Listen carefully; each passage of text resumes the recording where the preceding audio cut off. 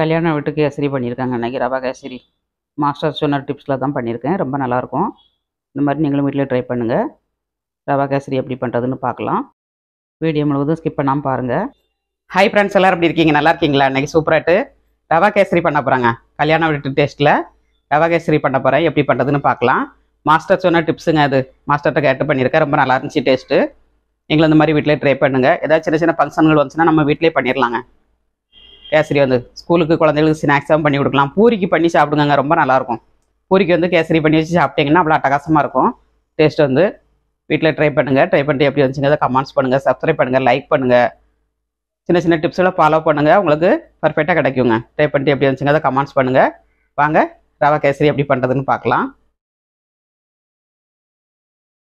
ரவா கேசரி பண்ணதுக்கு ஒரு கடாய் அடுப்பில் வச்சு 2 ஸ்பூன் நெய்யை ஆட் பண்ணிக்கோங்க.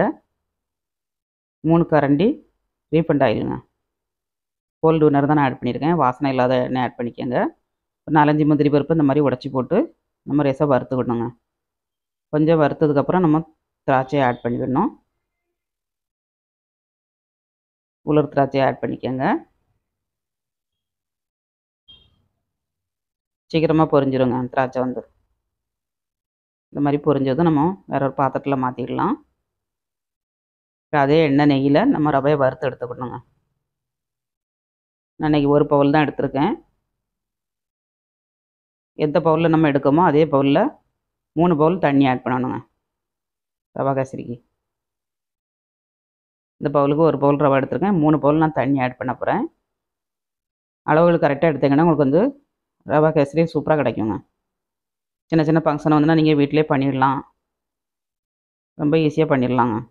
வறுத்துருச்சு நல்லா. வெந்நீர் வந்து கொதிக்க வச்சுருக்கேன். ஒரு பவுல் ரவைக்கு 3 பவுல் தண்ணி ஆட் பண்ணியிருக்கேன். இது நல்லா கொதிக்க விட்டு நம்ம ஆட் பண்ணணும். இந்த டிப்ஸை ஃபாலோ பண்ணுங்கள், பர்ஃபெக்டாக கிடைக்குங்க உங்களுக்கு. இப்போ நல்லா சூடாகிடுச்சு வெந்நீர். நல்லா கொதிக்க வச்சு ஊற்றுங்க. ரவையில் அப்படியே ஊற்றி கிண்டிடலாம். ரவை வந்து பொடி ரவையாக எடுக்கணும், பரு ரவையாக வாங்கிடாதீங்க.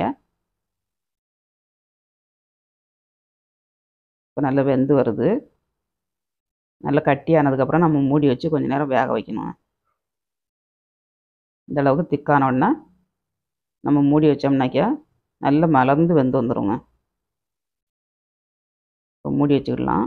ஒரு 2 நிமிஷம் மூடி வைங்க. அடுப்பை சிம்மில் வச்சுக்கோங்க. 2 நிமிஷம் ஆனோடனே நல்லா தண்ணி அப்புறம் உறிஞ்சிருச்சு பாருங்கள். இப்போ இதில் நம்ம சீனியை ஆட் பண்ணும்போது நல்லா இலக்கம் கொடுத்துருங்க.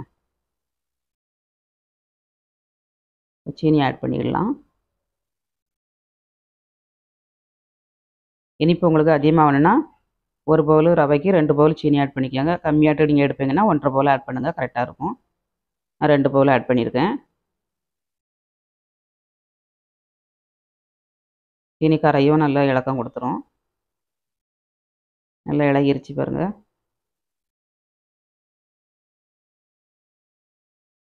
நல்லா கரைச்சி விட்டுக்கோங்க. இதுன்னு கொஞ்சம் நேரம் வேக வைக்கணுங்க. நம்ம ஃபுட் கலர் ஆட் பண்ணிக்கலாம். ஆரஞ்சு, எல்லோ, க்ரீன் எந்த கலர்னாலும் நீங்கள் ஆட் பண்ணிக்கலாம். இப்போ நல்லா கிண்டி கொடுத்துக்கலாம்.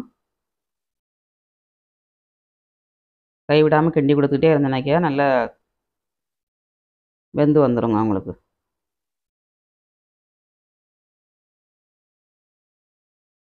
கலரெல்லாம் நல்லா மிக்ஸ் பண்ணியாச்சு. லாஸ்ட்டில் வந்து நம்ம 2 ஸ்பூன் நெய் ஆட் பண்ணிடணுங்க. 2 ஸ்பூன் நெய் ஆட் பண்ணியாச்சு. இது வந்து எவ்வளோ நேரம் ஆனாலும் நம்மளுக்கு வந்து காஞ்சே போகாதுங்க. சிலது வந்து கட்டியாக உறைஞ்சிரும். அந்த மாதிரி உறையாது, நல்லா குழ குழனே இருக்கும். கல்யாண வீட்டிலலாம் இந்த மாதிரி தான் சீக்கிரட்டாக பண்ணுவாங்க, ரொம்ப டேஸ்டியாட்டு. இதில் வந்து நம்ம ஏலக்காய் நம்ம ஆட் பண்ணணும். உலர் திராட்சையும் ஆட் பண்ணணுங்க. கொஞ்சம் கிண்டி கொடுத்து 2 நிமிஷம் வேக விட்டு அப்புறமா நம்ம ஆட் பண்ணிடலாம். 2 நிமிஷம் ஆயிடுச்சு. ஏலக்காய் பவுடர் ஆட் பண்ணியாச்சு. உலர் திராட்சையும் ஆட் பண்ணி நம்ம கிண்டி கொடுத்துக்கலாம். கேசரியும் நல்லா வெந்துருச்சு. நம்ம இப்படி பிரட்டி கொடுக்கும்போது அல்வா பதத்துக்கு இருக்கணுங்க.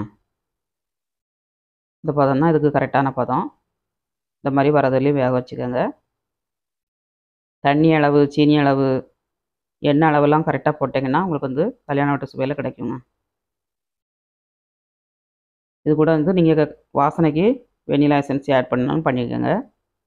நான் ஏலக்காய் போட்டிருக்கேன். வீடியோ பிடிச்சிருந்தால் லைக் பண்ணுங்கள், ஃப்ரெண்ட்ஸ் அண்ட் ஃபேமிலி ஷேர் பண்ணிவிடுங்க. மீண்டும் நெக்ஸ்ட் வீடியோவில் சந்திப்போம். பாய்.